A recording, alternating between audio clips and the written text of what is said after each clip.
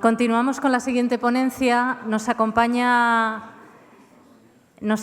ahora David Fernández Vítores, a quien muchos de vosotros ya conoceréis. Nos acompañó el año pasado y en anteriores cursos.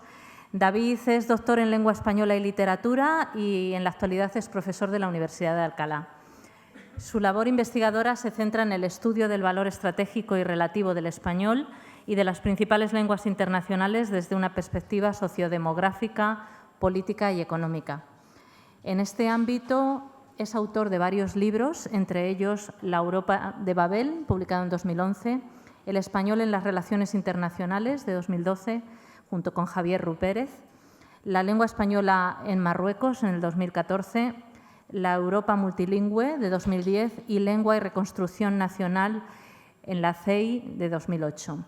También es autor de numerosos artículos académicos y capítulos de libros, el último de ellos publicado en 2011 en la obra conjunta titulada Más de 555 millones podemos leer este libro sin traducción, de la editorial Taurus. Desde 2010, David Fernández Vítores es el autor encargado de elaborar y redactar el informe que muchos de vosotros ya conocéis, titulado El español, una lengua viva, que publica todos los años el Cervantes y que se ha convertido en una referencia internacional para medir la presencia del español en el mundo. Gracias, David, por acompañarnos hoy.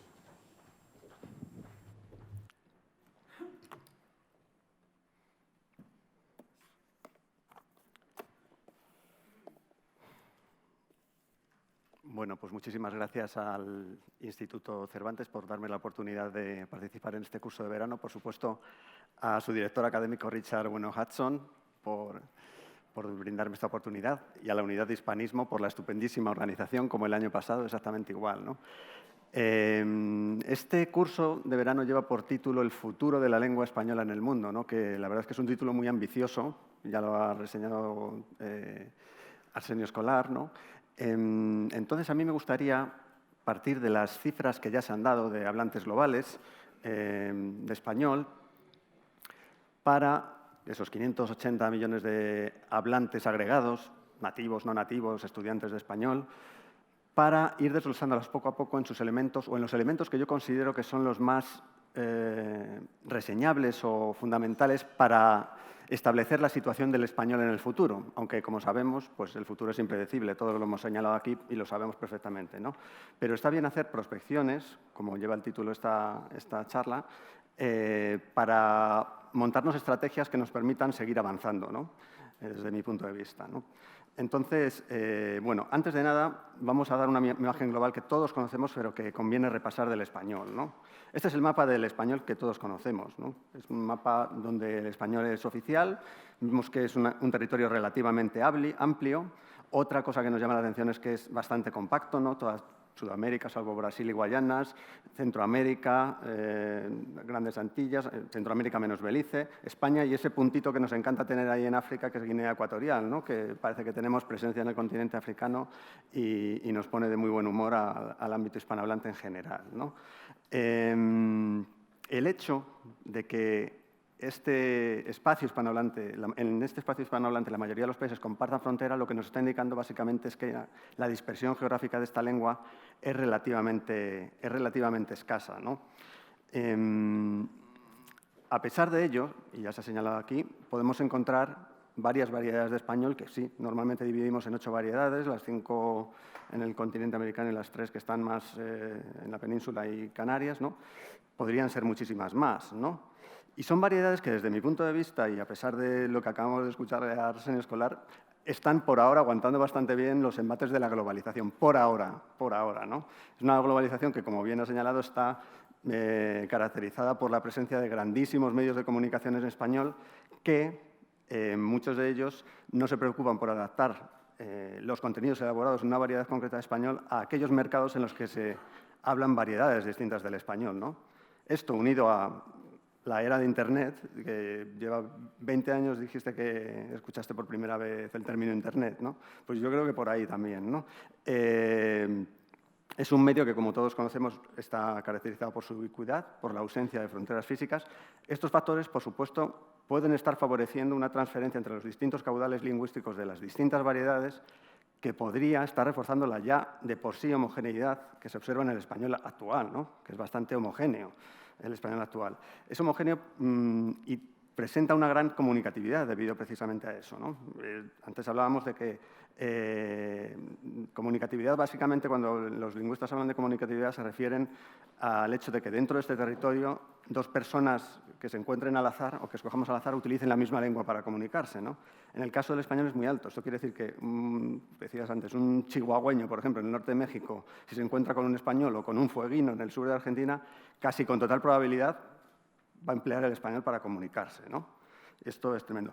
¿Qué ocurre? Que esto va en detrimento de lo que es la imagen especular de la comunicatividad, que es la diversidad lingüística, que alude precisamente al fenómeno contrario, es decir, a la probabilidad de que dentro de este territorio tan extenso y tan amplio y tan compacto, dos personas escogidas al azar utilicen lenguas diferentes.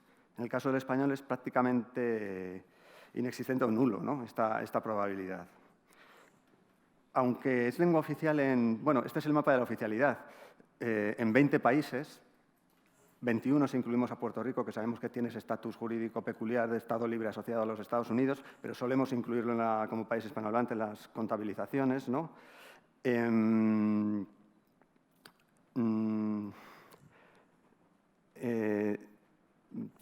Perdonad que se me haya olvidado. No es la única lengua oficial, no es la única lengua oficial en muchos de ellos, ¿no? Sino que comparte oficialidad con algunas lenguas indígenas, que es lo que quería decir. Sin embargo, tiene un uso mayoritario en todos ellos. La tasa de uso como lengua nativa, si hacemos una media ponderada, es casi superior al 94%, ¿no? Nos ha salido este año, entendiendo el territorio hispanohablante en su conjunto, no por países, ¿no? Gente que utiliza el español como lengua nativa. Esta es la imagen, la fotografía global del español que prácticamente todos conocemos, ¿no? Entonces, yo he creído necesario para hacer estas prospecciones demográficas fijarme en esos elementos que considero más importantes. Y básicamente voy a tratar tres temas. Algunos ya han sido tratados aquí, ¿no? El primero, que considero el más importante, es cuál es la influencia internacional del español y en qué se basa. El segundo, cuál es la presencia del español en Internet, abundando más en lo que ya ha dicho Arsenio y algunos de los que habéis intervenido, y fijándome en algunas novedades que hemos introducido este año en el informe El español, una lengua viva, que son datos de producción propia que creo que tienen valor porque no los he encontrado todavía en otros estudios, por ejemplo, del British Council o de organizaciones parecidas en otras lenguas, ¿no? Y ver cuál es la dimensión también del español en el ámbito científico. Hay motivo para el optimismo y motivo para el pesimismo, ¿no? Dependiendo de cómo nos levantemos un día, podemos elegir uno u otro, ¿no? Y aquí lo hemos visto ya en el pequeño debate que se ha generado, que tiene bastante que ver con los datos que voy a aportar yo, ¿no? Y después haré unas previsiones de crecimiento que ya las hicimos el año pasado y seguramente ya se han hecho aquí, y bueno, si no da tiempo, pues no las ponemos, de por dónde pueden ir los derroteros futuros de la lengua española en su senda, que por supuesto queremos que sea expansiva, no regresiva. Vayamos allá. Bueno, esta es la dispersión geográfica, se me había olvidado. Tiene una dispersión geográfica relativamente escasa. Esta es comparada con la dispersión que tiene el inglés, ¿no? Que tiene presencia en más países en todo el mundo, ¿no? Ahí no están reflejados todos, pero sí los principales. E incluso el francés, ¿no? Es parecida, pero tiene presencia pues, en el continente africano bastante, incluso en Sudamérica, ¿no? En Guayana Francesa. El mapa de la oficialidad. La influencia internacional del español. Cuando analizamos la influencia internacional de cualquier lengua, normalmente lo que estamos aludiendo es a su extensión y dispersión geográfica. Nos fijamos en criterios de este estilo, geográficas. Su peso económico. Este es uno de los elementos más fundamentales para medir la influencia internacional del español. Su capacidad de comunicación, su utilización como instrumento de transmisión del conocimiento, fundamentalmente del conocimiento científico, pero no únicamente, y su uso en los foros diplomáticos más conocidos, ¿no? Estamos hablando de Unión Europea, Naciones Unidas, y ya vemos un poco cuál es la utilización, ¿no? Vamos a examinar un poquito pormenorizadamente cada uno de estos criterios, porque según algún índice que circula por ahí, que es bastante famoso, el español estaría situado entre las cuatro, sería la cuarta lengua más poderosa del mundo, ¿no? Es un índice hecho en una universidad china Por supuesto, el inglés es la lengua con un índice de poder vinculado a este idioma más poderosa, el chino en segundo lugar, el francés está ahí con el español. Insisto, estos índices dependen un poco del criterio que adoptamos para ponderar las distintas variables, ¿no? Entonces, subyace a ellos un criterio subjetivo bastante grande y hay que tomarlos con las debidas prevenciones. De hecho, hay otros índices de importancia internacional de las lenguas que pondrían al español en la tercera o incluso en la segunda posición en función de si nos centramos más o damos más peso dentro de este índice a la proyección internacional de la lengua o simplemente a los datos macroeconómicos de los países en los que es lengua oficial, ¿no? Entonces, tenemos que ser precavidos ahora. Pero he preferido escoger este índice porque es, digamos, el más pesimista de todos, ¿no? Para no lanzar las campanas al vuelo de que todo va muy bien. Vayamos con uno de los puntos que considero que es el más importante para medir la posición internacional del español, el valor económico del español. Aquí, normalmente, cuando se habla del valor económico de una lengua, se dice que es un bien de carácter público. Un bien de carácter público porque cumple los dos criterios fundamentales asociados a estos bienes. Un bien público, por ejemplo, es el alumbrado de una calle, ¿no? Es lo que se pone de ejemplo en todos los manuales de economía. Los dos principios fundamentales son el de no exclusión y el de no rivalidad en el consumo. Es decir, una vez que una persona ha aprendido una lengua, es harto difícil excluirle de su uso, ¿no? O hacer que no lo use, ¿no? Y el principio de no rivalidad en el consumo lo que quiere decir, básicamente, es que el hecho de que una persona esté consumiéndose bien, esté utilizando la lengua, no quiere decir que otro tenga que dejar de utilizarla, ¿no? Entonces, cumple estos dos criterios fundamentales. Habría que añadir, en el caso de las lenguas, otro factor, y es que hay muchos economistas que lo definen como el bien de club, en el sentido de que con cada nuevo hablante que se incorpora a esa comunidad lingüística, el valor de la lengua se incrementa, ¿no? Entonces, digamos que le conviene captar cada vez más hablantes a la lengua. Además, desde un punto de vista económico, la lengua a lo mejor es un activo económico de carácter inmaterial. Es muy difícil asociarlo a un objeto físico, ¿no? Y en el caso de la lengua materna, que nos interesa bastante para el español, carece de costes de producción, al menos que se hayan cuantificado, ¿no? Pero bueno, todo es cuantificable si nos ponemos a ello. Dichas estas características generales de las lenguas o del valor económico de las lenguas, normalmente el peso económico de una lengua está estrechísimamente vinculado a los índices macroeconómicos en los que las lenguas es lengua oficial, ¿no? Sea el inglés o sea el español.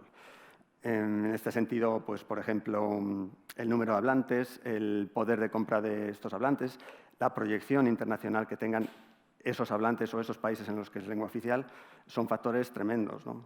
El español, hay que decir que se encuentra entre las 5 primeras lenguas por número de hablantes, por número de países en los que es lengua oficial y por extensión geográfica. Entonces, yo creo que estos datos lo que nos indican es que la demografía es el principal pilar sobre el que se asienta el valor económico del español, algo que ya podemos intuir, ¿no? Con estos datos interesa ver cuál es, de forma comparada, el peso económico del español con respecto a las principales lenguas internacionales, ¿no? Aquí hemos medido el PIB generado por el español en comparación con... Hemos elegido las 6 lenguas de Naciones Unidas, ¿no? Porque digamos que ya tienen ese marchamo de lenguas internacionales desde una institución oficial y no nos hemos complicado mucho la vida, ¿no? Además, son las que más circulan por ahí, ¿no? Entonces, el PIB generado por los países donde el español es lengua oficial, insisto, se acerca casi al 7% del PIB mundial, es la contribución, ¿no? Está, por supuesto, a gran distancia del inglés, que es la principal lengua, y por detrás también del chino, algo que tampoco nos sorprende porque son 2 lenguas a las que están vinculadas las mayores economías del mundo, ¿no? Estados Unidos y China, tampoco tiene mucho secreto. Pero está a gran distancia, bueno, a una distancia relativa del francés y supera también al ámbito arabófono. Curiosamente, estas cosas que están entre paréntesis son los países en los que es lengua oficial. Entonces, lo que está indicando es que, a pesar de que tiene una menor dispersión geográfica o menos países en los que es lengua oficial, tiene una mayor contribución al PIB mundial, ¿no? El ámbito hispanohablante que el ámbito francófono, por ejemplo. Veamos cuál es la evolución en los últimos años, ¿no? Desde que tenemos registros un poco fiables, ¿no? Si vemos la evolución del PIB generado por las distintas lenguas de Naciones Unidas desde 90 hasta 2016, que hemos medido, vemos que el inglés se ha mantenido prácticamente constante, ligera tendencia a la baja. El español ocupó la segunda posición hasta más o menos, a ver si funciona el puntero, el año 2000, en que fue superado por el chino, algo que era previsible, que es previsible ahora a toro pasado, ¿no? Porque fue la fecha de incorporación o cuando China adquirió carta de naturaleza en el mercado de capitales global, ¿no? Empezó el despegue meteórico y esto se refleja en la contribución del PIB de esta lengua al PIB mundial, ¿no? Hay una constante positiva y es que se ha generado, como veis aquí, una brecha casi constante desde el primer año que tenemos registros hasta la actualidad entre el PIB generado por los países de habla hispana y el PIB generado por los países francófonos, o donde el francés es lengua oficial, ¿no? Y esta constante, esta brecha, no tenemos motivos para pensar que vaya a revertirse en el futuro. La única, entre comillas, amenaza que tenemos es la explosión demográfica que se prevé para algunos países del África subsahariana en los próximos años, donde el francés es lengua oficial. Pero no sabemos si este crecimiento demográfico irá acompañado de un despegue económico también, ¿no? En estos países. Probablemente no, pero ya veremos, ¿no? En cualquier caso, si nos fijamos solamente en la tendencia del español, vemos que nos preocupa, ¿no? Un poquito la senda bajista que tiene desde 1995 hasta la actualidad. Este es el peso relativo de la contribución de los países hispanohablantes al PIB mundial, ¿no? Ha sufrido un descenso considerable en los últimos años y, sobre todo, si esta tendencia podrá verse compensada de alguna manera por el crecimiento demográfico que todavía se prevé para muchos de los países de habla hispana de aquí a 2050, no para 2100, que las previsiones ya son un poquito menos optimistas, ¿no? En el crecimiento demográfico. Insisto, tendría que ir asociado a un crecimiento económico, ¿no? Cuando hablamos del PIB, esto está medido por paridad de poder adquisitivo, es decir, que nos está indicando el poder de compra de cada uno de los habitantes en función del PIB generado por cada país, ¿no? Se mide en dólares internacionales y se adapta a la cesta de la compra de cada uno de los países, ¿no? Son virguerías económicas porque que nos tenemos que fiar de ellas, ¿no? Los que nos dedicamos a estas cosas, pero tienen sus lagunas, ¿no? También, no son tan perfectas como parecen, ¿no? En ella habría que incluir, salir del ámbito hispanohablante oficial, digamos, y ver cuál es el PIB o el poder de compra de la comunidad hispanohablante de los Estados Unidos. Una comunidad que todos sabemos que tiene una vitalidad extraordinaria, además está muy concentrada, en general, geográficamente. Si nos fijamos, estas son cifras del Selig Center, por ejemplo, que cada año hace un informe, pero no siempre renueva los datos. En 2006, el poder de compra generado por la comunidad hispana en los Estados Unidos era de 1,4 billones de dólares. En euros no soy tan rápido para hacer la conversión, pero os puedo decir que es un poquito superior al PIB generado por España únicamente, ¿no? Y la previsión de crecimiento es un actor muy considerable dentro de la escena del español y del ámbito económico del español. De hecho, si juntamos los poderes de compra de los países hispanohablantes con los de la población hispana, superaría el poder de compra al 8%, y hay estudios que lo sitúan entre el 8 y el 10%, que meten otras variables dentro del este. ¿Dónde se concentra el mayor poder de compra de la comunidad hispana? Pues en California se concentra casi el 26%, ¿no? Y el resto en unas áreas que son muy curiosas, ¿no? Os las digo de memoria porque después lo pongo ya directamente, ¿no? Este no es el poder de compra, pero es que son prácticamente las mismas áreas en las que se genera una mayor actividad de empresas en manos de hispanos en Estados Unidos, ¿no? Entonces, el poder de compra está muy concentrado, pues como vemos en... A ver, no me funciona el puntero ahora. ¿Por qué no funciona? Bueno, en California, en Texas, Florida, Nueva York, Illinois tiene también una presencia considerable.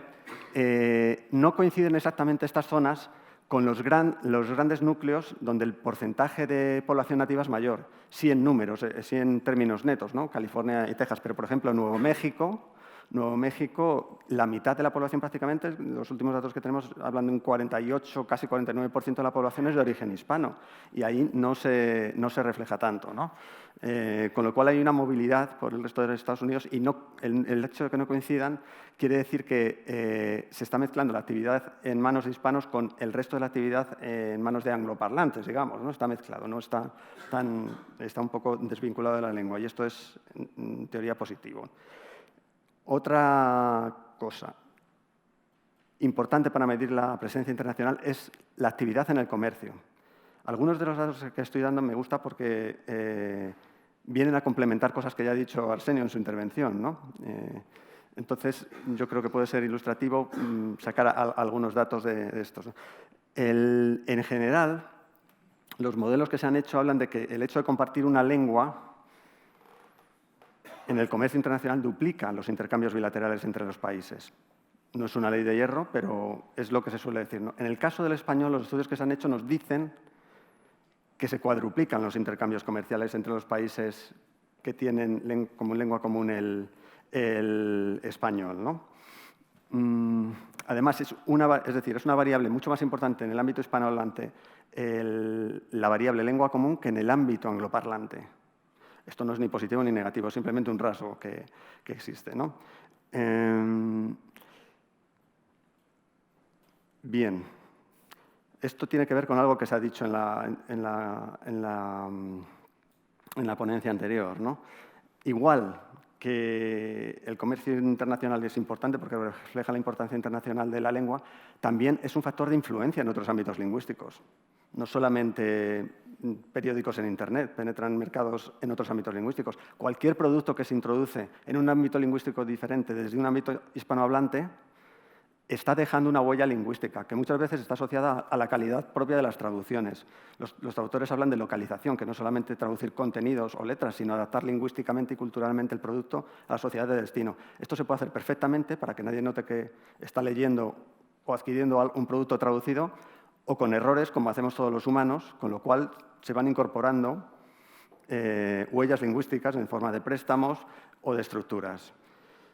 En sentido contrario, también se produce este fenómeno. Todos conocemos las estructuras que se nos han colado del inglés, el vocabulario y las patadas al diccionario normativo que damos todos a diario por préstamos del inglés y que ya los vemos como totalmente naturales, ¿no? Tampoco tiene mayor importancia.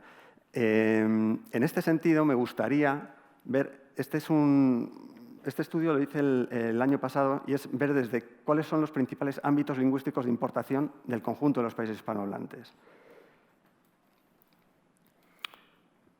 El inglés es el primer ámbito de importación, tampoco nos extraña por la misma razón de la producción del PIB, porque es prácticamente Estados Unidos, Reino Unido, Australia, son potencias muy importantes. El chino en segundo lugar y el español en tercer lugar. Mira que ahora funciona. Esto viene a avalar un poco lo que decía anteriormente, de que es un elemento muy importante la variable lengua común para el intercambio comercial entre los países hispanohablantes. Pero es que si desglosáramos esta cifrita en sus elementos más pequeñitos, los resultados son asombrosos. Asombrosos en el sentido de que están ligados a la pobreza o riqueza de un país. Es decir, cuanto más pobre es un país hispanohablante, más tiende a importar de otros países hispanohablantes. ¿De acuerdo? Es curioso. Y cuanto más rico, menos importa de estos países, ¿no? Se puede hablar, por ponerlo un poco glamurosamente en términos periodísticos, de solidaridad lingüística en el ámbito del comercio internacional, ¿no? Pero es que es curioso. Y también ocurre con el chino, ¿no? Cuanto más pobre es el país hispanohablante del que estamos hablando, medido siempre en Producto Interior Bruto per cápita, ¿de acuerdo? Tiende a tener una mayor importación de China que de otros países, ¿no? Hay que extrapolar aquí la variable cercanía lingüística, que es muy difícil hacerlo, ¿no? Que en el caso del ámbito hispanohablante es muy potente. Por ejemplo, un país como México, el 50% de sus importaciones proceden de Estados Unidos, ¿no? Tiene mucha más influencia y deja mucho mayor rastro lingüístico en este país, ¿no? Bien. Otra característica que determina la influencia internacional del español, su presencia en la diplomacia, ¿no? En los principales foros diplomáticos, que son Naciones Unidas, y la Unión Europea, ¿no? Aquí normalmente los estudios que hay, pues situamos al español como la tercera lengua en el ámbito de Naciones Unidas y la cuarta en el ámbito de la Unión Europea. ¿Qué ocurre en estas instituciones? Y es algo que prácticamente sabemos todos, que a pesar de la oficialidad del repertorio de lenguas oficiales, muchas veces nos encontramos con que las reuniones diarias que tienen lugar en estas instituciones se articulan en torno a lo que se ha dado en llamar una limitación de las lenguas oficiales, ¿no? Una limitación del régimen lingüístico de estas instituciones que suele asignar un papel secundario al español, por lo menos en comparación con el inglés o incluso con el francés, que todavía rentabiliza esa posición como lengua tradicional de la diplomacia, ¿no? A pesar de que su proyección internacional es bastante menor que la del español en la actualidad, ¿no? Pero todavía se deja valer. Hablábamos antes del Brexit y me encanta porque este año hemos incluido un escenario post-Brexit en el informe del español en la lengua viva, ¿no? Entonces, ¿qué ocurre con el Brexit? Aquí hay dos escenarios clarísimos, ¿no? Uno es que el inglés deje de ser lengua oficial de la Unión Europea, algo harto difícil porque hay dos países angloparlantes que no lo tienen como lengua oficial en sus cartas de adhesión, que son Irlanda y Malta, o sea que si fuésemos puntillosos con la letra de la ley, tendría que dejar de ser lengua oficial, pero es algo muy difícil que dentro del Consejo, que exige unanimidad para este tipo de votaciones, se llegue a un acuerdo para excluir al inglés como lengua oficial, ¿no? O que siga siéndolo. En cualquiera de los dos casos, el español se vería reforzado, ¿no? Se vería reforzado tanto en el número de hablantes nativos como en el conjunto de hablantes nativos y no nativos. Este es el escenario del inglés de hablantes nativos antes del Brexit y después del Brexit. Prácticamente quedan el 1% que son los hablantes de Irlanda, ¿no? Irlanda y los poquitos que hay en Malta, ¿no? Como segunda lengua todavía estaría muy bien posicionado el inglés, pero es que el español se ve, simplemente hay un punto porcentual de diferencia, ¿no? Se ve reforzado ligeramente. Pero lo más importante es lo que ya ha señalado Arsenio antes el día que se anunció el Brexit, al día siguiente yo leí en los artículos en voces de periódicos franceses diciendo que el inglés ya nada, que el francés, que tenía que ser la lengua oficial al día siguiente. O sea, es tremendamente, ¿no? Esto sin duda va a servir de argumento a algunos países cuya lengua oficial es el francés y el alemán, Francia y Alemania sobre todo, pero también Austria, para reivindicar un mayor protagonismo de estas lenguas en el ámbito institucional y extrainstitucional de la Unión Europea, sin duda alguna, ¿no?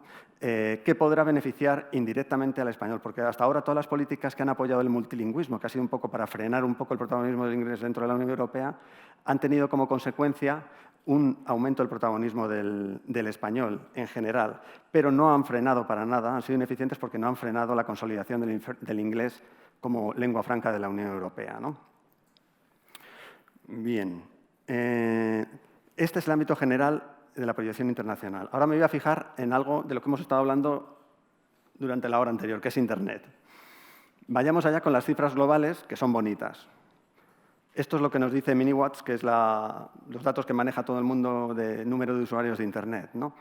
Esto es Internet por cada una de las lenguas, y el español, pues bueno, está bien posicionado, ¿no? Tiene más de un 8% de cuota global, el chino, por supuesto, la segunda, el inglés la primera. Estos son datos por número de usuarios. ¿Qué nos dicen de la realidad de la utilización de la lengua? Pues bueno, algo que no es importante, pero ¿cuáles son los contenidos que más priman en Internet? Ese tipo de mediciones es muy difícil realizarlas en Internet, ¿no? Entonces, a mí me gustaría, bueno, solo hay un país hispanohablante, México, que está entre los 10 primeros por número de internautas, básicamente por la demografía. Hablamos de 120, 124 millones, creo que eran este año, de mexicanos, ¿no? A mí me gustaría, y este año también hemos incluido una novedad en el español, una lengua viva, en el informe, fijarme en cuál es el español en la utilización del español por internautas en otros ámbitos lingüísticos. Hay muy pocos datos al respecto, ¿no? Pero, por ejemplo, una encuesta reciente que se publicó el año pasado sobre el comportamiento de la comunidad hispana en los Estados Unidos, que me gusta hablar de Estados Unidos porque va a ser en breve el primer país hispanohablante del mundo, entre otras cosas, y porque creo que es donde se juega la gran batalla del español como lengua internacional. Yo siempre hablo de que el inglés no es un enemigo, es un aliado del español, ¿no? Y ahora cuando hablemos de la ciencia, pues yo creo que habrá opiniones encontradas aquí, podemos debatir todo lo que queráis, ¿no? En general, en una encuesta realizada tanto entre, a ver si está por ahí, entre la comunidad hispana internauta, en casi todos los ámbitos estudiados, leer, escribir y ver vídeos, la mayoría de los hispanos prefieren, aparte de que es un índice de utilización del español, por lo menos la mitad del tiempo, bastante alto, tanto entre bilingües como aquellos que tienen el español o el inglés como lengua oficial, como lengua principal, perdón, prefieren elaborar y consultar contenidos elaborados en español, además del inglés, ¿no? Ven de manera muy positiva cuando los contenidos están elaborados en ambas lenguas, ¿no? Y además, esto se traduce no solamente a su navegación por Internet, sino al ámbito de la publicidad digital, que es más importante porque ahí se juega dinero. Y donde se juega dinero parece que la realidad es mayor, ¿no? Para las cifras de la lengua, ¿no? No es una cuestión de promoción por parte de instituciones públicas, sino que si la gente reclama el castellano es porque cree que se entera mejor de las cosas o le gusta más el producto que está viendo, ¿no? Y la mayoría sentía más confianza de la población hispana cuando las empresas se dirigían a ellas en ambas lenguas, inglés y español, ¿no? Lo que más me sorprendía de todo esto es que no les vale cualquier español, con lo cual dice, es que muchas veces se habla del español de los Estados Unidos, que es una mezcla, que en realidad no son bilingües, que son bilingües, que no lo hablan bien. Pues lo que más me sorprendió es que no les valía cualquier español, sino que quieren que el español que se utilice con propiedad y respeto. En este sentido, la utilización de algo como el Spanglish, aunque se percibía como un instrumento útil en el sentido de que puede facilitar la comunicación informal entre la empresa y el cliente y favorecer un acercamiento entre las dos culturas si se quiere, en general la preferencia es a que se dirijan a ellos en un español despojado de elementos híbridos, ¿no? Y muchos llegan a pensar que el hecho de que utilicen un español con mezcla como una auténtica falta de respeto, ¿no? Entonces, bueno, es una encuesta que está basada, por supuesto, en opiniones, pero una muestra muy amplia de la población hispana en los Estados Unidos, ¿no? Bien, vayamos a elementos importantes de Internet, como son las redes sociales. Hemos hablado aquí de ¿quién tiene Twitter? Yo tengo Twitter. ¿Quién tiene LinkedIn? Yo tengo. ¿Quién tiene Tinder? Nadie tiene Tinder. Entonces, Tinder no lo hemos analizado porque no sabemos dónde sacar los datos, pero iba a hacer un chiste muy malo que me lo voy a callar.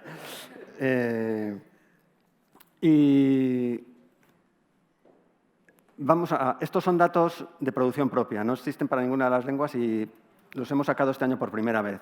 Están muy actualizados, son cifras de 2019 y hemos tenido que hacer una verdadera minería de datos para obtenerlos, ¿no? Porque las empresas de Internet son muy celosas de su intimidad a la hora de aportar datos de este tipo porque es un modelo de negocio, entre otras cosas, ¿no? Entonces hay que hacer verdaderas virguerías para obtener a veces cuáles son los datos reales, ¿no? De usuarios de Internet. El español está en segunda posición, ¿no? Que se mantiene desde hace unos años por número de usuarios en esta red social. Es decir, que de los más de 2.000 que tiene actualmente, 370 millones utilizan el español prácticamente a diario. ¿Qué ha ocurrido? Que ya lleva instalado muchísimo tiempo en la comunidad hispanohablante el español y su peso relativo, pues el crecimiento del peso relativo ya se está ralentizando, ¿no? Se está ralentizando. De hecho, si medimos creo que son 6 últimos años estos, ¿no? 2017 últimos años, el crecimiento relativo del español es negativo. Es negativo. Y, bueno, para dar cabida a otras lenguas, pues, por ejemplo, que se han incorporado más tardíamente a esta red social. Se ha producido una especie de saturación del mercado de Facebook, básicamente, ¿no? Así que es perfectamente normal. Una novedad que me parece que está muy bien y también es de producción propia que hemos introducido este año, que no lo habíamos analizado hasta ahora por ausencia de datos, ¿no? Este año hemos encontrado la manera de extraer los datos. La utilización, el número de usuarios en LinkedIn. Creo que es importante porque es una red social característica. Entonces, para medir cuál es la influencia del español en el ámbito de la empresa o de la vida laboral o de la promoción de negocio como segunda lengua o como primera lengua, me parece que es importante, ¿no? Aquí el ranking global, por establecer el ranking, sería prácticamente este, ¿no? También es de 2019 esta información. Los datos son de 2019, muy, muy recientes. Tiene unos 580 millones, a lo mejor 600 ya en la actualidad, el LinkedIn. Pues de ellos, 55 utilizan el español. 43 estarían repartidos entre Sudamérica y Centroamérica, 10 en Europa y el resto en Estados Unidos.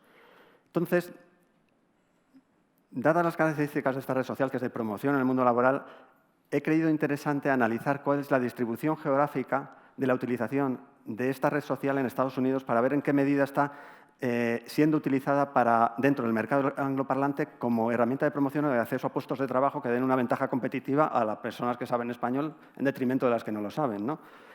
Y este es un mapa maravilloso de la utilización de LinkedIn por estados en los Estados Unidos, ¿no? Vemos que está muy concentrado también en California, Texas, y coincide mucho, si os fijáis, con la actividad de empresas en manos de hispanos. ¿Qué nos están diciendo esta correlación tan grande? Bueno, correlación no implica causalidad, eso lo sabemos todos, pero a veces es que parece que nos lo tenemos que creer, ¿no? Nos está diciendo que hay un fuerte componente lingüístico asociado a la actividad hispana, a la actividad empresarial hispana dentro de los Estados Unidos, ¿no? O sea, que no se ha perdido ese vínculo. Y este es un dato bastante novedoso, me parece a mí que habría que comentar con metaanálisis, ¿no? Porque estos son los datos en bruto, digamos. Más.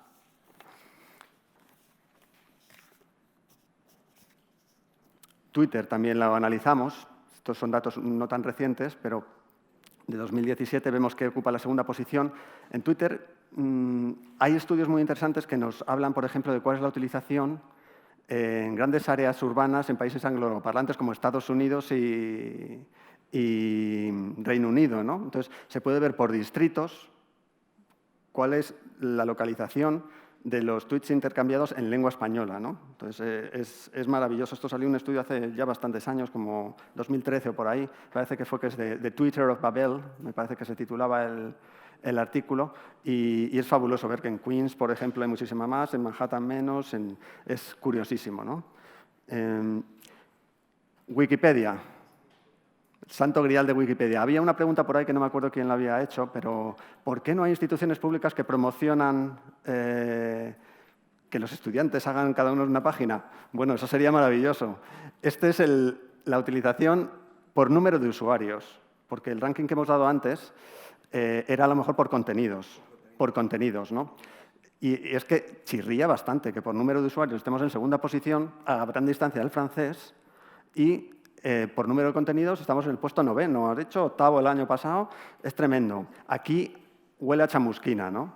Entonces, yo creo que hay campañas de promoción no tan bien imaginadas, pero diseñadas de alguna manera muy eficaz para promocionar lenguas minoritarias, porque no puede ser que una lengua como el neerlandés tenga más artículos escritos en Wikipedia que el español, o incluso el cebuano, que manda...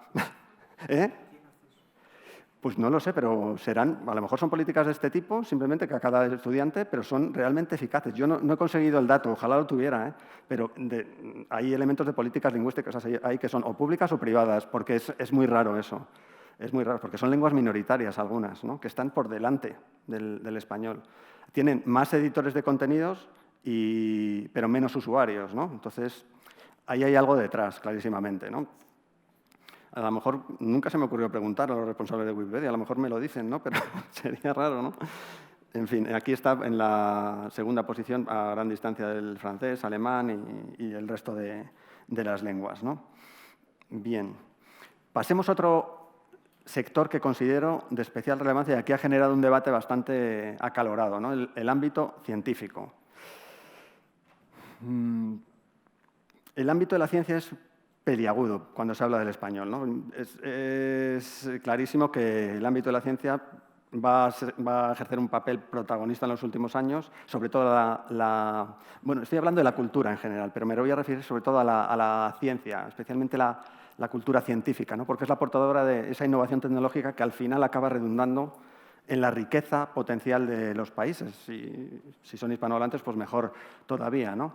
En este sentido, el prestigio de la lengua española todavía, desgraciadamente, se basa más en su potente demografía, elevado número de hablantes, en la cultura que porta a sus espaldas, que en en las investigaciones, en la investigación científica y técnica que ha adoptado, porque yo estoy de acuerdo con, no me acuerdo de su nombre, que ha intervenido antes, del CSIC, me decías que eras, ¿no? En que se ha adoptado como cultura vehicular de la difusión científica el inglés, ¿no? En el ámbito científico. Esto es una verdad como un puño, ¿no? Respecto a la distribución temática de las revistas, bueno, hay que decir que aunque el principal... Hispanoamérica, las revistas científicas de reconocido prestigio han experimentado un auge en Hispanoamérica en los últimos años superior al de España, el peso relativo. Sin embargo, el principal actor en la difusión científica en español sigue siendo España, a gran distancia todavía de México, ¿no? Estamos hablando por número de publicaciones científicas, que es muy bonito el número, es precioso, ¿no? De hecho, si nos vamos también a otra base como la Tindes y vemos la distribución científica, la Tindes ha elegido esta base de datos de indexación de revistas porque están la mayoría de las revistas redactadas en español. La distribución temática, pues bueno, tampoco es muy novedosa. Ciencias sociales, ciencias médicas, artes y humanidades, ciencias exactas, ingeniería, agrícolas, multidisciplinares. Bien, esta base de datos tiene más de 30.000 revistas en su haber. Es tremendamente fiable en cuanto a distribución temática. ¿Pero qué ocurre con este gran número? Pues que muchas veces enmascara el reducido índice de impacto que tienen los principales índices internacionales. Estamos hablando de índices como Journal Citations Report, el JCR famoso, Scopus, pero sobre todo el JCR, ¿no? Que son producidos en el ámbito angloparlante. O sea, esto, lo de que de repente de la noche a la mañana cambia el currículum de una persona que a lo mejor es un brillante profesional en su ámbito, yo también lo he visto. Eso es, te deprime un poco, ¿no? Porque dices, estoy al albur de unos índices que no manejo yo muy bien, ¿no? Por supuesto, ahí las publicaciones en otras lenguas que no sea el inglés sí que las hay, ¿no? Pero es muy, muy reducido y ahora lo vamos a ver porque analizo varios índices de impacto, ¿no? De hecho, si analizamos la visibilidad científica, un índice de impacto, en términos llanos, lo que mide es el número de citas que recibe cada una de las publicaciones en cada una de las revistas que están incluidas en ese índice. Es decir, los que más han leído y los que más se han citado, ¿no? Es la visibilidad científica. Este es un mapa mundial de la visibilidad científica de los artículos producidos en cada uno de los países. No he puesto nombre, pero he puesto colores. Bueno, sobre todo tonos, ¿no? Porque el color es el mismo, ¿no? Entonces, ¿qué es lo que vemos ahí? Vemos un mapa de la visibilidad científica mundial, es decir, los artículos más citados, que está muy concentrado, ¿no? Solo hay un país que se encuentra entre los primeros 15 puestos, aunque no está ahí, que es España, está en el puesto número 12. Los principales países, los 7 primeros serían Estados Unidos, Reino Unido, Alemania, Canadá, Francia, Japón e incluso Italia, que está por delante de España, ¿de acuerdo? Probablemente porque publica más en inglés desde hace más tiempo que las revistas españolas, ¿de acuerdo? España en el número 12, lo que nos está diciendo es que comparado con el inglés, el protagonismo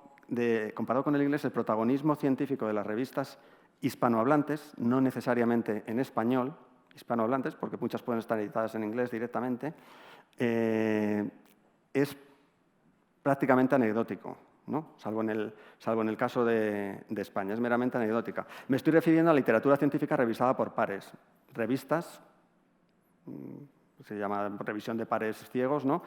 Actas de congresos de reconocido prestigio, publicaciones científicas con un consejo editorial competente, ¿de acuerdo? Entonces, deja un poco que desear la imagen del español, pero es que vemos que es un panorama muy concentrado también en el ámbito angloparlante. Aquí no están los números, pero Estados Unidos, Reino Unido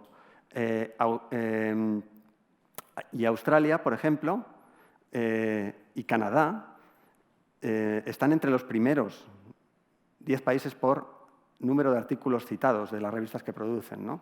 Entonces, aparte de que las otras revistas de otros países no angloparlantes publiquen también en inglés, estos países que tienen producción propia en su propia lengua nativa, tienen un protagonismo especial. Esto es con la producción científica mundial por número de citas, pero si nos vamos solo a aquellos artículos más punteros que representan la vanguardia científica mundial, este mapa se concentra aún más. Vamos a verlo. Se concentra aún más, ¿no? Y, por ejemplo, China no desmerecía en el mapa anterior, pero de repente surge con fuerza. Y, desde luego, estas publicaciones no se publican en chino. Se publican en inglés, seguramente, pero están a la vanguardia de las publicaciones científicas, ¿no? Y está muy concentrado, porque prácticamente son 4 países, Estados Unidos, Reino Unido, que casi no se ve, Alemania y China, los actores de la vanguardia científica mundial, ¿no? El español, pues bueno, tenemos ahí a España discretamente, pero es que Brasil tiene más protagonismo que cualquier país hispanohablante de Sudamérica, ¿no? Y México, una presencia muy discretita, con lo cual aquí hay una asignatura pendiente tremenda, ¿no? No solamente de publicación en español, sino de publicación científica de calidad, que es importante, ¿no? De hecho, si nos vamos a una base, a mí me gusta decir de andar por casa, una base de datos de andar por casa, como es Google Académico, que, bueno, a lo mejor no tiene unos criterios de calidad tan estrictos como JCR o Scopus, que son las que utilizamos normalmente, pero nos da una buena muestra del número de citas que recibe cada artículo, así a vuela pluma. El español, solo analiza esas lenguas, ¿no? Google Académico. El español estaría situado entre la quinta, la sexta posición, ¿no? Dependiendo de cómo hagamos las mediciones, ¿no? Ahí representa las 100 primeras revistas, la que está en primera posición y la que está en la 100ª posición, ¿no? Bien. En cualquier caso, por número de documentos, y estos sí redactados en cada una de las lenguas, el español ocuparía la 2ª posición. Y tampoco es para lanzar las campanas al vuelo, porque si vemos el gráfico es un poco deprimente. ¿De acuerdo? Esto es por lengua de publicación, no por país. Entonces, esto es en inglés. Aquí incluye revistas de cualquier nacionalidad, chinas, españolas, de lo que sea. El español, entre publicaciones monolingües y multilingües, que las multilingües ya os garantizo yo que la mitad estarán escritos en inglés, llega al 2%, que nos gusta porque superamos al francés, pero esto es un consuelo como, no sé cómo llamarlo, ¿no? Es un poco deprimente. Y lo mejor de todo, que nos pone muy contentísimos, es que duplicamos el número de publicaciones a las publicaciones en chino, ¿no? Este es el índice Scopus, ¿no? El panorama nos está diciendo que el inglés es la lengua franca de la ciencia por excelencia. Entonces, ahora, quien quiera tener visibilidad científica, prácticamente tiene que publicar en inglés. Es desgraciadamente así. Entonces yo entiendo muy bien la queja, el lamento y la descripción que se ha hecho anteriormente, que has hecho anteriormente, porque es una realidad que todos vivimos en las universidades, ¿no? Bien. Hay que decir que después hay ámbitos científicos que, debido a su naturaleza temática, pues desaconsejan el uso del inglés. Vamos a consolarnos, ¿no? Esto lo he puesto al final para irnos contentos, porque si no es un poco deprimente el panorama, ¿no? Y son aquellos en los que la lengua es el propio objeto de estudio, por supuesto, o aquellas cuyas fuentes documentales están adscritas a un marco lingüístico concreto, ¿no? Entonces, los estudios del hispanismo, pues bien, todavía el español es la principal lengua de comunicación científica, ¿no? O estudios de lingüística hispánica, archiletras, casi. Y bueno, entonces ahí podemos darnos con un canto en los dientes, ¿no? Vamos a irnos a otro sector, como el sector del libro, el mundo editorial, ¿no? Por variar un poco, no solo la ciencia. Aquí ocurre un poco lo mismo, ¿no? Si atendemos a los datos del... Bueno, no, esto es otro. A los datos de la Asociación Internacional de Editores, que publican datos de producción de libros en todo el mundo, España, bueno, solo España y Argentina se encontrarían en los 15 primeros países productores de libros del mundo. España ocuparía el número 8º, ¿no? Pero los principales actores en la producción de libros físicos, electrónicos, de todo tipo, serían China, Estados Unidos y Reino Unido, por ese orden. Otro consuelo que tenemos es que el español es el tercer país por exportación de títulos. Decimos, pues qué bien. Ahora, para medir el peso real o la influencia del español y de la cultura hispana o hispánica en el mundo editorial, yo creo que hay que ver qué libros se exportan y qué libros se importan, es decir, qué libros se producen, si son textos originalmente redactados en español o traducciones de otros idiomas, ¿no? Y aquí siento deciros que el español deja un poco que desear. Es una lengua de traducción, fundamentalmente, en el sentido de que las obras traducidas de otros idiomas a esta lengua, el número de obras es muy superior al redactado directamente en esta lengua, que es el modelo exactamente contrario al inglés, que es donde se redactan la mayoría de los textos originales que después tienen trascendencia, ¿no? Y al que menos lengua, proporcionalmente se traducen menos títulos desde otras lenguas, ¿no? curioso. Hay dos lenguas que todavía tienen cierto prestigio editorial como producción de textos propios, que son el alemán y el francés, ¿no? También porque tienen una dinámica institucional muchas veces de subvención, de traducciones, de la que aquí en España se carece un poco, ¿no? Ahí todo hay que decirlo, ¿no? Entonces eso pues, supongo que redunda en beneficio de que este índice esté más equilibrado, ¿no? Bien. Si después de este recorrido nos fijamos en la posición del español, vamos a olvidarnos de estos últimos datos que son un poco menos bonitos que los anteriores, pero es una lengua muy potente, ¿no? Demográficamente sigue creciendo, tiene una influencia internacional tremenda, la presencia en Internet en términos reales es muy, muy grande con respecto a otras lenguas internacionales como el francés o el alemán, no del inglés, por supuesto. Con estos mimbres, no es de extrañar que haya muchísima gente que esté deseando aprender el español, ¿no? Y el Instituto Cervantes lo sabe bien porque cada vez crece más el número de matrículas, ¿no? El ámbito del estudio del español, antes lo ha dicho Arsenio y ahora lo voy a poner yo en un gráfico. Perdón, esto se me olvidaba, la distribución cinematográfica, ¿no? Bueno, básicamente para decir que el inglés también es la principal lengua de producción, ¿no? Aquí siempre vemos que era por poner algo del sector audiovisual, aunque ya no es muy significativo porque lo ideal sería poner series producidas, ¿no? Que es donde está ahora la creación audiovisual realmente. Pero es que es muy difícil obtener estos datos. Estos, gracias a Dios, los proporciona la UNESCO y los tenemos. Los otros no hemos dado con ellos todavía, ¿no? Pero lo que estaba diciendo, el español como lengua extranjera, ¿no? Está muy concentrado geográficamente el mapa del estudio del español en 3 áreas geográficas: Estados Unidos, Brasil y la Unión Europea. Ahí se concentra casi el 90% de los estudiantes de español. El resto, el 11%, en el resto del mundo, ¿no? Tiene una presencia considerable en algunos países del África subsahariana, como Costa de Marfil, que tiene más de medio millón de estudiantes de español, Senegal, Benín, Gabón. Si nos fijamos, son aquellos países que tienen el francés como lengua oficial o cooficial, que quizás por el elemento de cercanía lingüística invita también a un estudio del español. Y aquí hay un dato que puede ser curioso para el español. En estos países se prevé una explosión demográfica tremenda para los próximos años. Si se mantiene el interés por aprender español en los países del África subsahariana, en los que el español ya es muy potente, el estudio del español es muy potente, probablemente el número de estudiantes crezca exponencialmente, ¿no? Y esto pues sería interesante explorarlo, ¿no? desde el Instituto Cervantes, ¿no? Bien.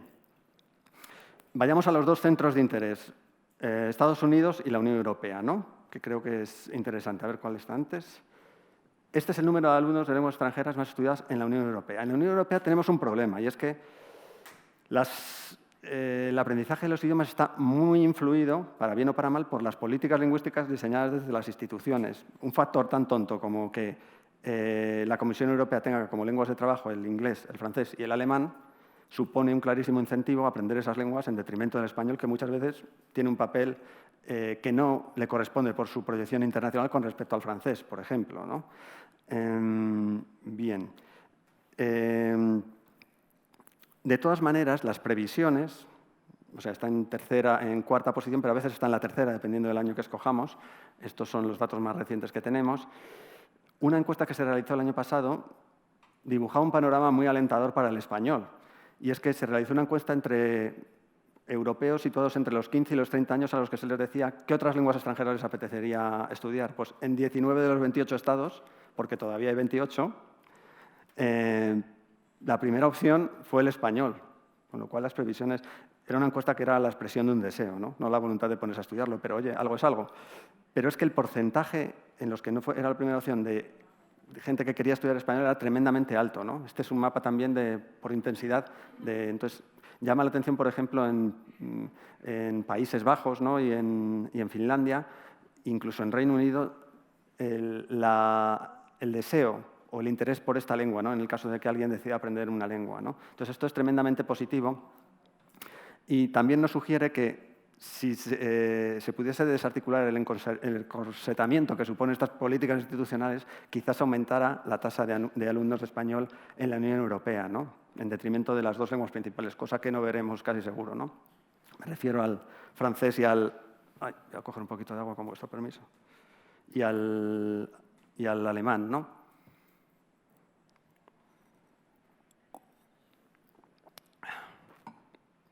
Bien.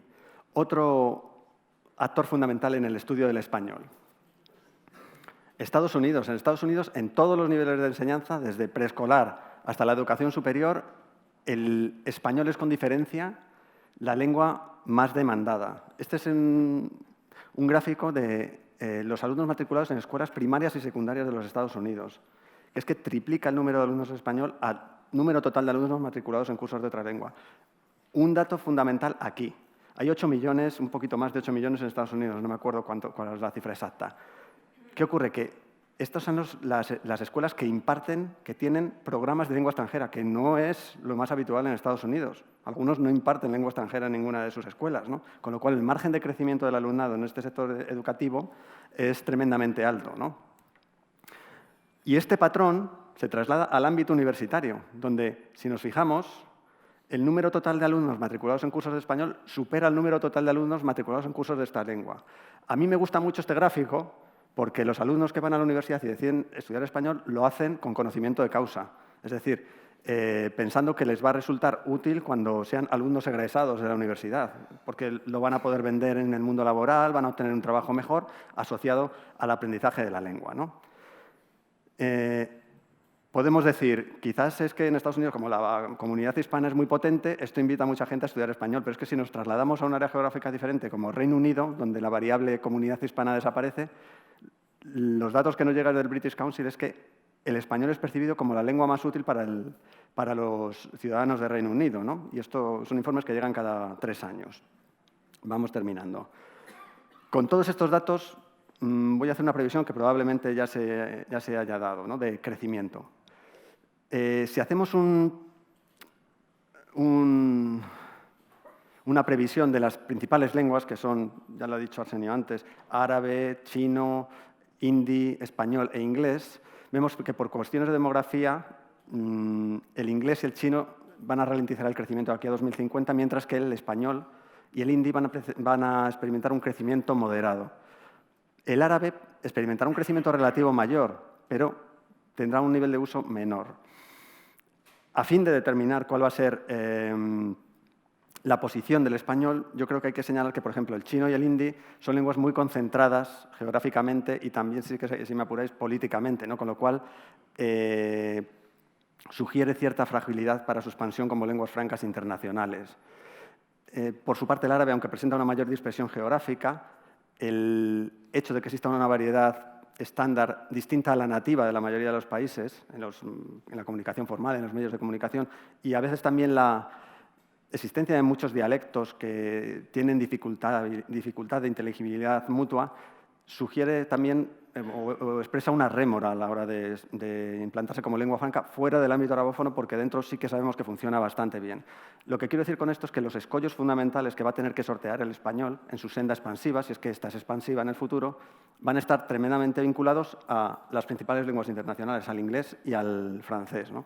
En este sentido, pues vemos que el español para 2050 va a experimentar un crecimiento moderado, pero un crecimiento, mientras que en 2100 va a experimentar un descenso significativo debido fundamentalmente a un descenso de la población en los países de habla hispana que, como bien hemos señalado antes, van a dar el relevo a países del África subsahariana y también de la India como motores del crecimiento demográfico mundial, ¿no? En cuanto a población nativa, vemos que el inglés desciende, decíamos, pero se mantiene prácticamente inalterado desde 2050 a 2100. Positivo para el español, bueno, si es que es un dato positivo, es el descenso paulatino que se observa en los hablantes nativos de francés. Hasta ahí todo bien. ¿Qué pasa con los que lo tienen como segunda lengua? El panorama cambia para mal para el español. Este es el crecimiento que se prevé, ¿no? Aquí no incluimos a los aprendices de estas lenguas como lenguas extranjeras, porque si no, el porcentaje del inglés se dispararía. Pero es que solamente por el crecimiento demográfico de los países del África subsahariana, que tienen el francés como lengua oficial, decíamos Benín, Senegal, Costa de Marfil, el crecimiento va a ser espectacular del francés como segunda lengua. Es gente que la ha aprendido no porque ha ido a la escuela, sino porque en su país es cooficial o porque es un vector dentro de la educación, ¿no? Entonces, el crecimiento es espectacular del francés, que va a desbancar, por supuesto, ya lo ha desbancado, al español. Por su parte, el inglés pues, permanece prácticamente constante en las dos últimas mediciones, ¿no?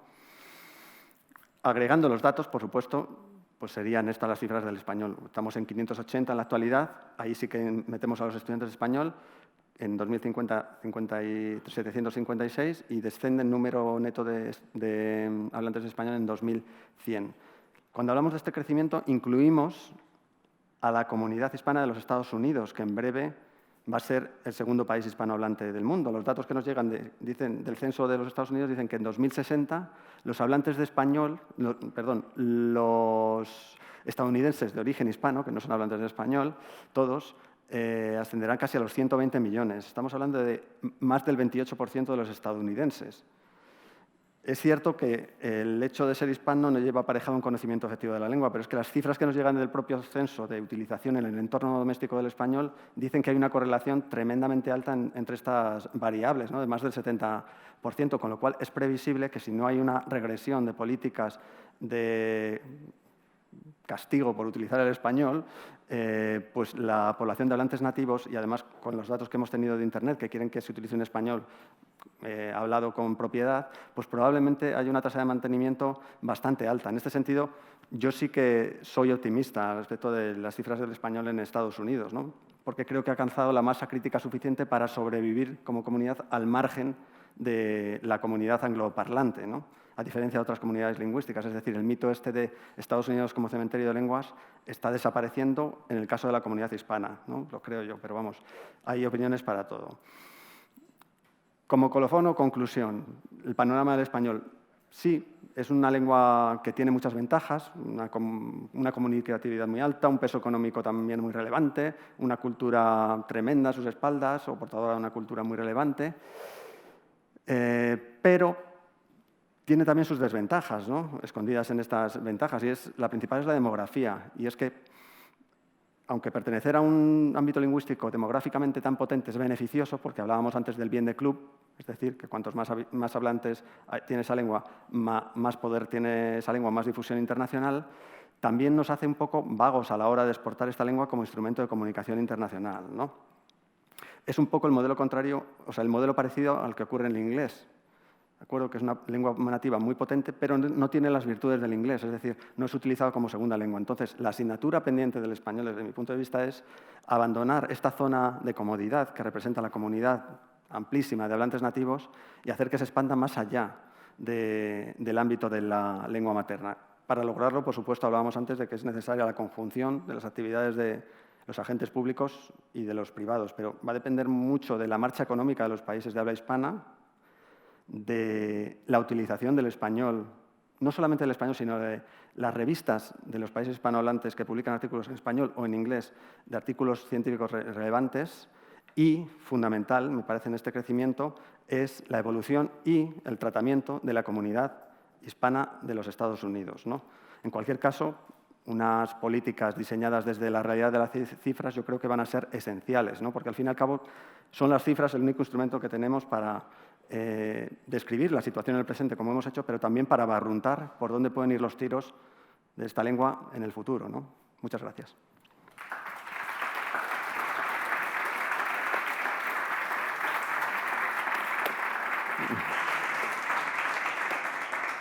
Abrimos el turno de la participación del público.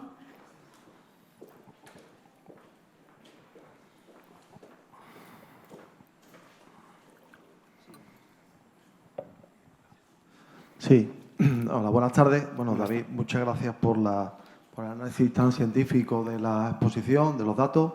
Mi nombre es Juan Antonio y yo represento a un centro acreditado Cervantes en Sevilla. Quisiera hacer una valoración, una idea que me asaltaba durante la presentación. Primero, que es una paradoja. Me llamaba la atención un dato que, bueno, pues que países hispanohablantes en Sudamérica precisamente hablaba de una solidaridad idiomática por el hecho de que se relacionaban, ¿no?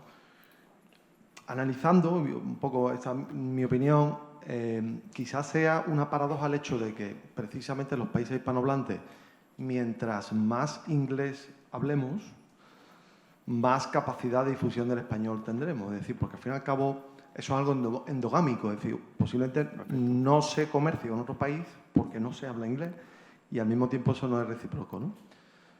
Y hago también una pregunta que es la que me parece importante. A ver, además ha sacado las conclusiones al final, que me alegraba mucho porque tenía aquí la pregunta preparada, pero es que ha sacado datos específicos. No hablaba del deseo de aprender español. Yo tengo una pregunta Sí. que yo llevo intentando buscar datos o contestación al respecto, ¿no? Es decir, ¿cuáles son los motivos de ese deseo? Es decir, porque es verdad que analizamos mucho los datos de crecimiento, de tal, de análisis, de nativo, pero ¿cuál es el deseo? Porque nosotros, afortunadamente, en todas las visitas que hacemos a países fundamentalmente europeos, nos llama poderosamente la atención el hecho de que el español, no siendo el idioma más hablado en esos países, sí tenga unas tasas de crecimiento enormes, ¿no? Podría poner muchos ejemplos. Polonia, que está el quinto o el sexto como idioma hablado, pero sin embargo con unas tasas de crecimiento muy superiores al ruso, al alemán, al francés, etcétera. Suecia, ¿qué hace que Suecia esté entre los 10 principales países o 10 primeros países que más estudiantes de español tienen? Noruega, antes hablaban también de Noruega. Entonces, se nos ocurren causas geográficas, pero en países como Polonia no pueden ser, es decir, no tenemos fronteras. Causa política, en algunos casos tenemos alguna política que favorece la enseñanza, pero generalmente no. Hace un gran trabajo las consejerías de educación, pero en muchos sitios no se favorece eso, ¿no? Cultural, es evidente que formará parte de ese deseo, pero hay que saber, en definitiva la pregunta es, ¿qué forma ese deseo? Cultura, económico, es una cuestión de desarrollo profesional, turístico, muchos dirán, no, porque España es turístico, yo creo. Usabilidad, inclusive hasta el deporte, ¿no? Que muchos sabemos que cuando España ganó la Copa del Mundo, eso favorece el aprendizaje del español, es evidente, ¿no? Pero, en definitiva, es una pregunta, si hay datos, si hay algún estudio al respecto, y también una solicitud para futuros, los informes anuales, ¿no? del español como lengua viva, entrar al análisis, al detalle de cuál es el deseo, porque a partir de ahí yo creo que es cuando se pueden empezar a diseñar las políticas, ¿no? O las actuaciones o las acciones, ¿no? Perfecto, gracias. Pues a ver si te puedo contestar a todo. Respecto a la primera pregunta, que era que es mejor que utilice en inglés porque tendrían más capacidad de exportación. He utilizado el término solidaridad lingüística porque me parecía bonito. No tiene ninguna base científica, ¿no? Por supuesto, es una etiqueta como otra cualquiera. Pero si utilizan, hemos dicho que para exportar un producto, normalmente hay que someterlo a un producto de adaptación lingüística. Eso lo que hace es incrementar los costes de transacción de los productos que se exportan a un ámbito lingüístico diferente. Entonces, probablemente por ahorrar costes, eligen el mismo ámbito lingüístico de importación y de exportación. Esa es una de las razones. Otra es la cercanía lingüística.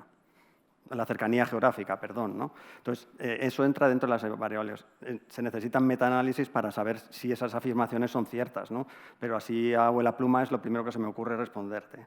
Respecto al análisis del deseo, pues ojalá yo tuviera los elementos para poder describir, porque vamos, sería aquí como el oráculo, ¿no?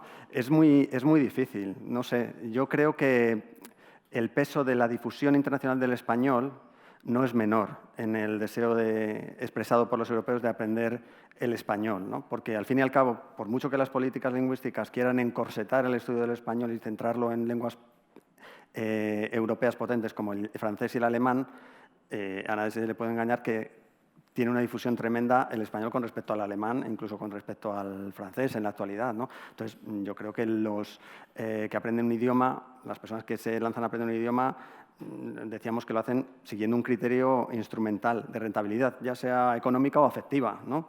Entonces, eso. Después está el atractivo de la cultura mediterránea. Si es en Suecia, me dices, pues no sé, a lo mejor es que les gustan los españolitos de a pie, ¿no? Pero puede influir cualquiera de esas cosas, ¿no? Pero hacer un análisis de cuál es el deseo, me encantaría, es fabuloso, pero lo veo muy difícil, ¿eh? Lo veo muy difícil. Si te animas, lo hacemos juntos. Sí.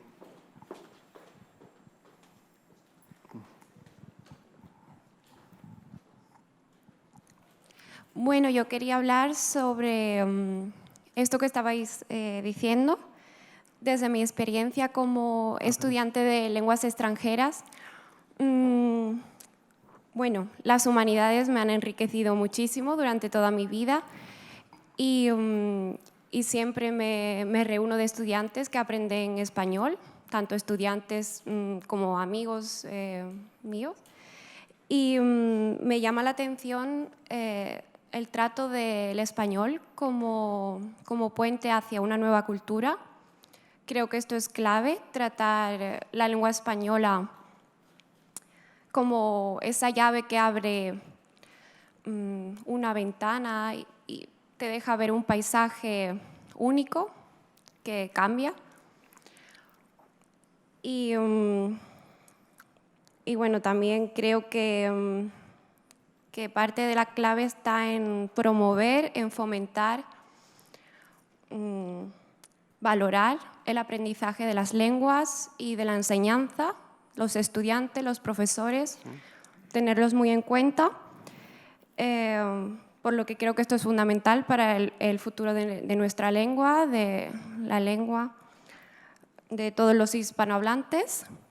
Y lo que más me llama la atención a la hora de hablar con estudiantes muy interesados en aprender el español es su visión acerca de nuestra cultura, la sociedad, conocer nuestras costumbres, nuestro día a día, el hecho de tomar unas tapas, ver un partido del Real Madrid o cualquier cosa así que a ellos les atrae mucho.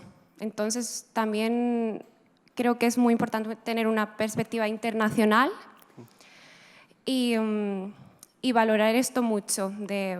Por eso es importante tener experiencias fuera de nuestro país y hablar con mucha gente, aprender de todos y conocer realmente qué podemos aportar a los demás y ver la lengua y su valor real como clave hacia otras culturas.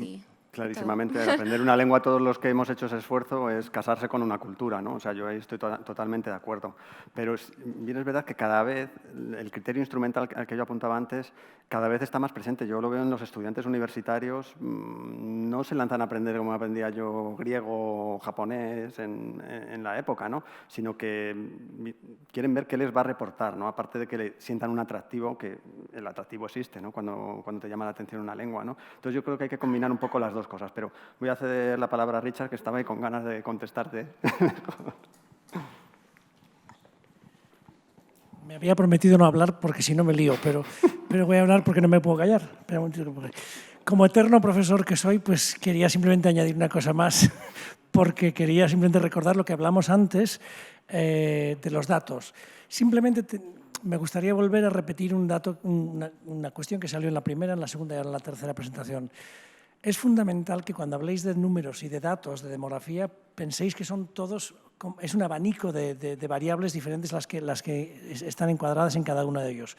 Cuando hablaba antes David y cuando hablábamos todos de una manera, pues, digamos, en frío sobre el español en Estados Unidos y nos ponían los mapas y veíamos Florida, veíamos Texas y veíamos California, hay que dar un paso más allá. Es decir, esas personas hispanohablantes proceden de países marcados muy diferentemente. Es decir, unos son cubanos, otros son mexicanos, otros son colombianos, pero dentro de esas comunidades hablantes también hay otros. Él hablaba concretamente, como muy dijo, de empresarios o personas que tienen trabajos estables en empresas que producen, facturan, etc. Es decir, me voy entonces a la pregunta de antes. Cuando decís cuál es el interés del alumnado de español, claro, podríamos nosotros decir, pues mira, el perfil del Instituto Cervantes contesta esto, pero es un perfil que tiene estas características. Adulto, con ciertos medios, con un interés específico, con un bagaje cultural específico, pero claro,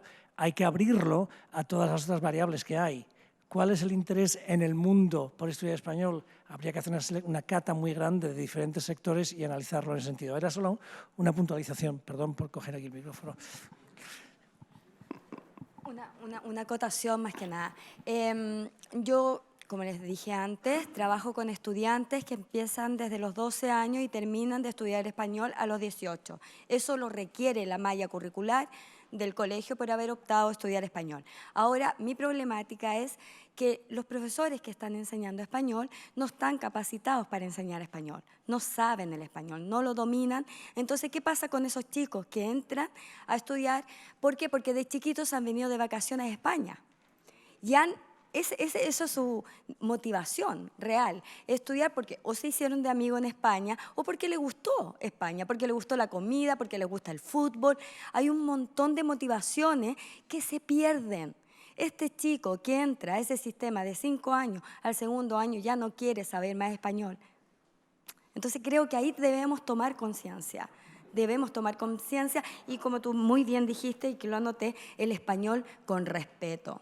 Si se va a enseñar un país español, respeten nuestro idioma, porque es hermoso. Hay gente que lo quiere estudiar, pero debemos nosotros también apoyar a esos países y a esos sistemas educacionales para que enseñen con calidad. Ya, es fundamental, vamos, estoy totalmente de acuerdo, claro. Y para que se dé el salto de ese nivel de enseñanza a de la enseñanza superior, ¿no? Que hay ahí como una especie de laguna porque no hay una incorporación real de todos los estudiantes, ¿no?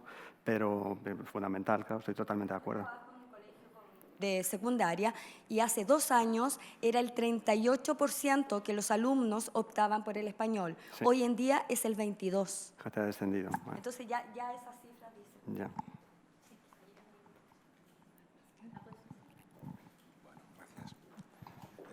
Buenos días.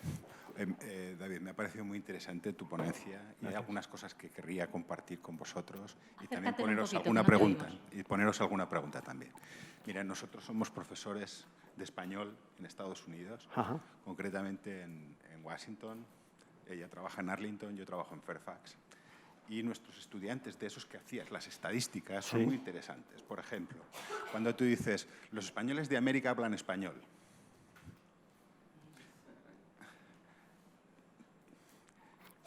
Te tendría que decir, claro, porque la mitad de mis estudiantes son latinos y nuestras clases es para Spanish Fluent Speaker. Les tenemos que enseñar español. Claro.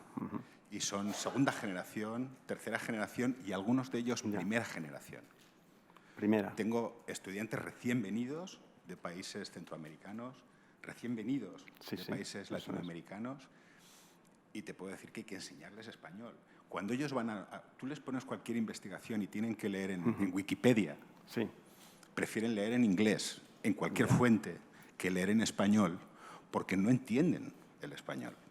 El vocabulario académico, el vocabulario científico, les pone unos problemas que en inglés no tienen. Entonces, todos esos datos tienen muchísimos matices cuando hablamos del español en América, ¿no?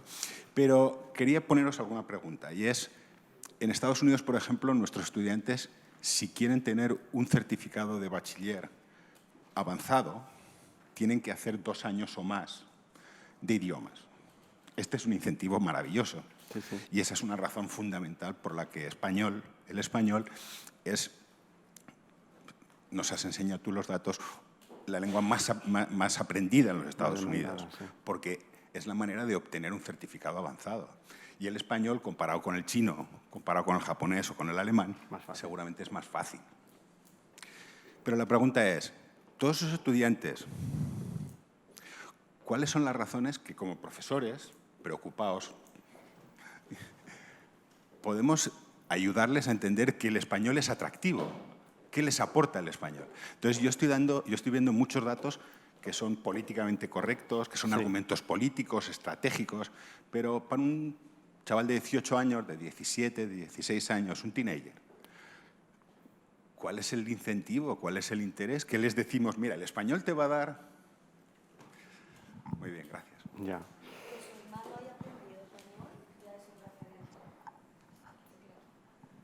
Yo me gustaría tener la respuesta a tu pregunta, pero la verdad es que me tendría que inventar una aquí a vuela pluma, la verdad. Incentivos, pues no sé, contabilizarlo igual que aquí, no igual que aquí aprendemos inglés, pero igual que aprendemos francés, a lo mejor, ¿no? Te da la llave o multiplica tus... Eso sí que hay mediciones, aunque son muy antiguas, de la cantidad de salario más que puedes incrementar si aprendes español, francés o otras lenguas en Estados Unidos, ¿no? Y el español no era muy amplio en comparación con el del francés, pero sí que suponía cierto incentivo al aprendizaje del español. Por ahí se podría entrar, pero es muy difícil. A un chico de 18 años es una batalla que yo no me metería a librar, vamos, porque no tengo ni idea. Este es un argumento muy interesante. Muchísimos estudiantes de origen asiático Sí. eligen hablar español porque saben que si tienen español como segunda lengua, Sí. ellos se convierten en médicos o se convierten en abogados, Pueden sus atender. salarios, su mercado Claro. se incrementa un 20 y un 30% dependiendo del área donde están. Claro, exactamente. O un 40%, por lo cual tienen unos incentivos, pero sin embargo los latinos no quieren seguir estudiando ni aprendiendo español. Hay una cosa, decías, lo que más me ha llamado la atención es lo de los hispanos de primera generación, ¿no? Que muchas veces hay un deseo de abandonar la lengua porque no sean identificados o etiquetados étnicamente como hispanos, ¿no? Entonces hay un cierto complejo, no generalizado, pero que sí que es patente en Estados Unidos en muchas áreas, que quizás ocultan ciertos conocimientos y quieren desvincularse, ¿no? Yo creo que esto con el tiempo, quiero pensar que evolucionará a mejor, ¿no? Será no sé, vosotros estáis ahí viviendo el día a día, lo sabréis mejor que yo, ¿no? Pero vamos, no sé. Yo quería apuntar, ahora le doy la palabra a Gloria, quería apuntar que mañana tenemos la participación de un par de profesores también que vienen de Estados Unidos, en concreto la profesora Kim Potowski. Creo que va a tratar este tema en detalle sobre qué está pasando con el español en Estados Unidos y con el español de herencia y qué está ocurriendo de la primera a la tercera generación. Mañana vamos a tener la oportunidad de debatir sobre este tema más en profundidad. Gloria trae a muchísimos estudiantes de Estados Unidos a estudiar español a España, no tantos como quiere, pero creo que quería apuntar algo. Cosa, una que nosotros no es una demanda masiva, es puntual, pero sí hemos recibido alumnos y sale la bandera de México porque es en Estados Unidos, primera y segunda generación, y vienen a estudiar con nosotros a Toledo a mejorar su español, porque realmente tienen problemas de escritura y tal. Entonces, que eso es una realidad y una demanda, a lo mejor también institucionalmente podría haber incluso campañas o tal de apoyo a esta gente para hacerles un refuerzo, pues para que vayan o que vuelvan a sus entornos de inmersión para que puedan en poco tiempo, porque ya lo llevan incorporado, hacer una mejora. Pero nosotros hemos recibido muy puntualmente, pero sí, una alumna dice, pero si es mexicana, ya, pero no domina.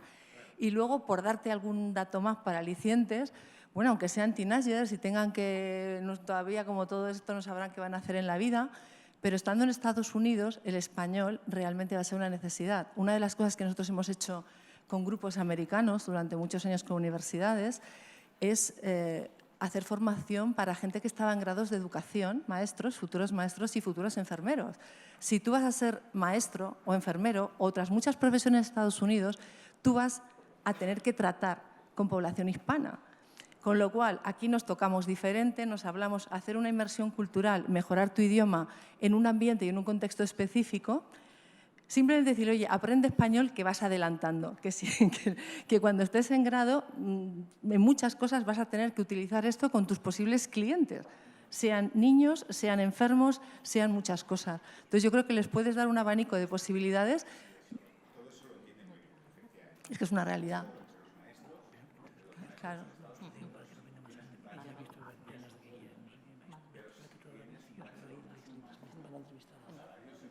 Sustancialmente. Muchísimos profesores americanos que tienen origen latino o americano vienen a España o van a cualquier universidad en cualquiera de los países latinos para obtener su máster o su doctorado, porque su sueldo se incrementa de una manera notabilísima, ¿no? Y es el argumento económico, sobre todo lo entienden los colectivos que no son latinos. Los latinos, por supuesto. Yo cuando hablo con los papás, tengo una reunión con los papás latinos todos los meses, las mamás lo entienden enseguida. Claro, pues mi niño que aprenda bien español, ¿no? Pero se lo tienes que explicar y lo tienen que ver, eso, como ahora es evidente, ¿no? Dice, claro, pero en la sociedad americana eso no es tan evidente. Si alguien no te lo cuenta, no te lo explica, no se ve tan claro, porque los puestos esos latinos y esos empleos de los que estás hablando, sí. La enciclopedia de los hispanoamericanos en América, lo que dice es que en los últimos 15 años, 20 años, los puestos fundamentales estaban dedicados a la construcción y a la jardinería. Todas esas empresas están subvencionadas, buena parte de ellas, por las comunidades en los ayuntamientos, en el resto de instituciones. Y en estos momentos la gente que es bilingüe se está dedicando más a la tecnología y especialmente a los puestos de telemarketing, donde los bancos te atienden en los idiomas que quieres, los clientes son los primeros, eléctricas, toda esta gente. Entonces, está absorbiendo un montón de población en esos puestos. David, si quieres finalizar, lamentablemente tenemos que cortar porque se nos va la hora de la comida. Tenemos que estar de vuelta aquí a las 4. Vale, sí. No por mí. Mañana seguimos hablando de este tema.